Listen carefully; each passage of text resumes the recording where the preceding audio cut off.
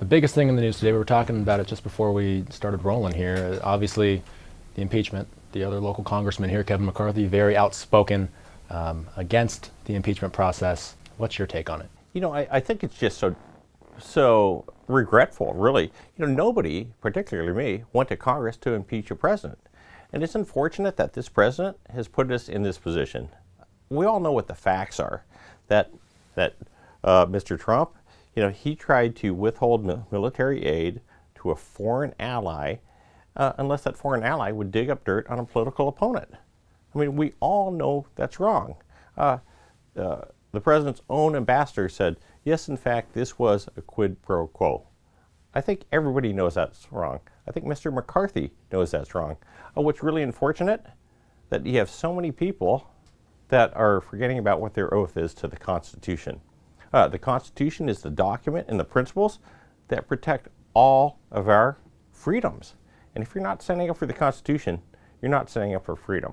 And so it's unfortunate that we're put in this position, but for me personally, I did what I said I was going to do: uphold and protect the Constitution of the United States.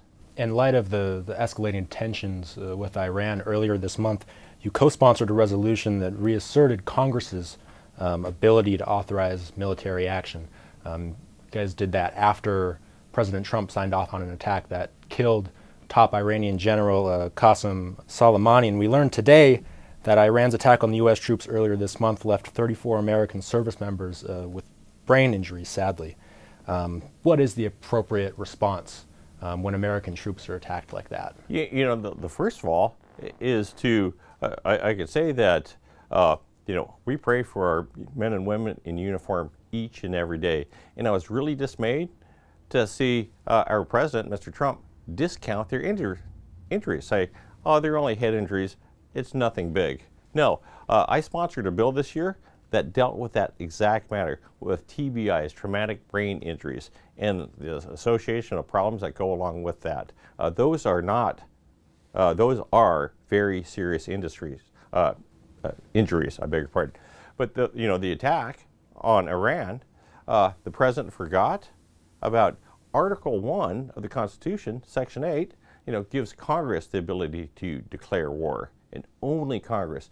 And the resolution that we passed is reasserting that constitutional authority, that the authority to declare war rests with the Congress, and it can't be made wantonly by this president.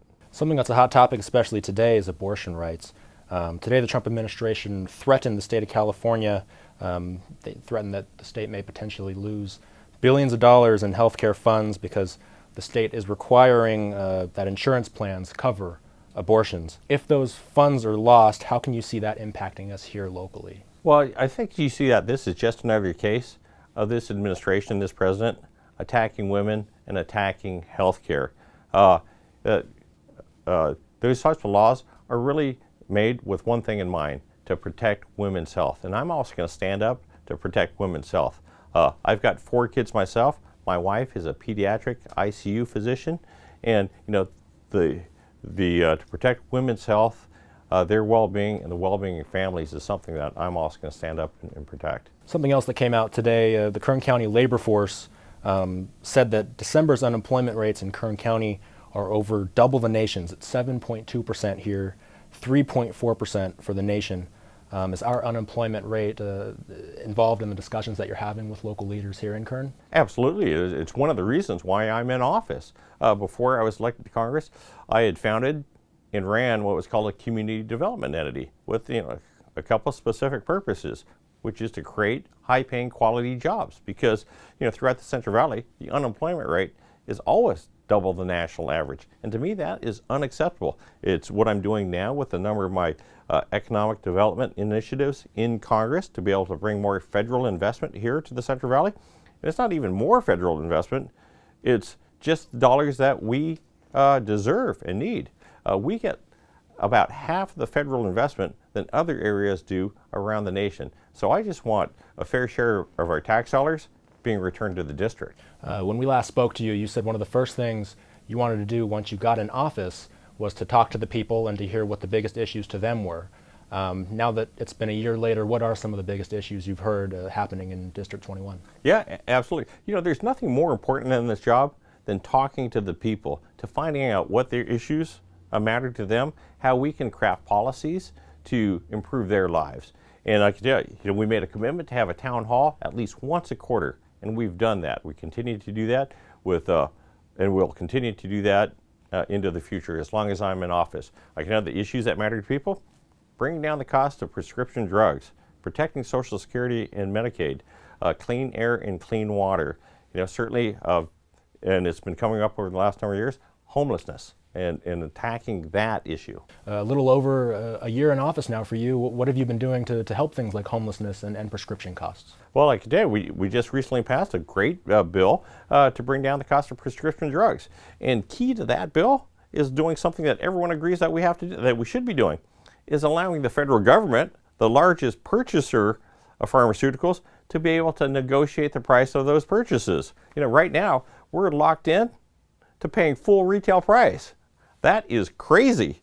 What we've been doing for things like homelessness, we've got a number of bills out there, and I can tell you is that the new U.S. Executive Director for the Interagency Task Force on Homelessness, the guy that coordinates all of the different programs and all the different agencies, is a guy who I've worked with personally. I brought him to Fresno 5 or 6 years ago to look at the issue up there and to offer solutions. And I can say that we've got a great asset there to be able to tackle this problem and solve this problem. What's going on right now is unacceptable for everybody. And what about the homeless issue? Well, the homelessness issue, that's what I'm saying. With the new executive director, the tools he's going to be able to marshal and to bring to the Central Valley, and we're going to be working directly with the local communities, with the local organizations. Homelessness, it's just a reflection of poor public policy. If we can't get rid of homelessness here, in the richest nation in the world, in the richest state in that nation, we're failing on all aspects. Another huge deal here in Kern County is the fight for the oil industry. Governor Newsom has been taking some big steps to squash the industry in the state, but it's an industry that really in some ways is the backbone of Kern County's economy. How should the state move forward with this oil issue? Well, with regard to the oil industry, that's something I very, very much appreciate. My background is in chemical engineering. I've actually worked in refineries, right? And these are well-paying jobs that provide the energy, that fuel America each and every day. The thing that we do know, though, is that there's going to be this transition to the more sustainable energy sources. And I can tell you, I can applaud the governor with what he's trying to do. He's knowing is that as the carbon-based fuels are being transitioned out over the long term, there's going to be a lot of ramifications to that. And rather than just letting these fall by the wayside, he's trying to take the proactive steps to say, hey, how can we keep these jobs, transition these jobs, and negate any deleterious effects of getting out of the carbon-based industries. But that's something that I'm very, very supportive of, is making sure that when we transition, that jobs are saved and we still have got that strong economic base to be able to provide for families and individuals over the long term. You beat out Republican David Valadao in 2018. It's a seat that's been a conservative stronghold since the 80s, I think nearly 40 years. It was held by a conservative.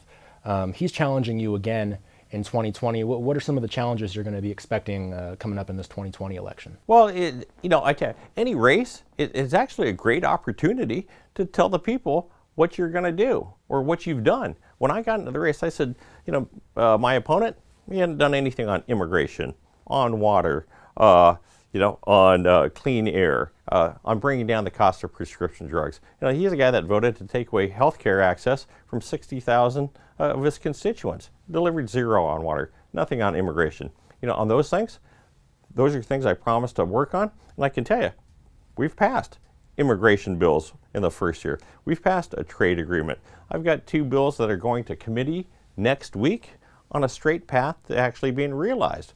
So we've been very effective. We've been out there in the community. And I can tell you, the people, they realize it.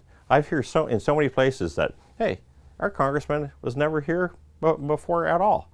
We appreciate you showing up. We appreciate you listening to us. And so I think the people really appreciate getting the representation they deserve.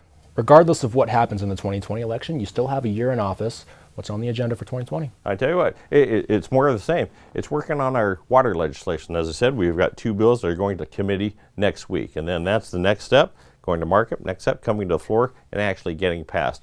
Working on more on my healthcare legislation. I've got a couple of Valley Fever bills that are up there. I've got some economic development bills out there that are being passed, and so we're going to continue to work for the people. The most important thing about this job, though, the legislation is important, but it's actually working for the constituents. Over the last year in 2019, we helped over 100 constituents receive back nearly $500,000 from the federal government of their hard-earned tax dollars. I mean, that averages out to about $5,000 a piece. You call my office, boom, we take care of a problem for you, and you're getting $5,000 back. You know, that is the most important thing. And that's not a Republican thing or a Democrat thing or anywhere in between. That's me serving the hardworking individuals and families of the 21st. And that's what I would love to do. There's no higher honor nor any higher responsibility than that. Representative TJ Cox, thank you for joining us. Thank you so much for having me. And as we tell everybody, good luck in Washington.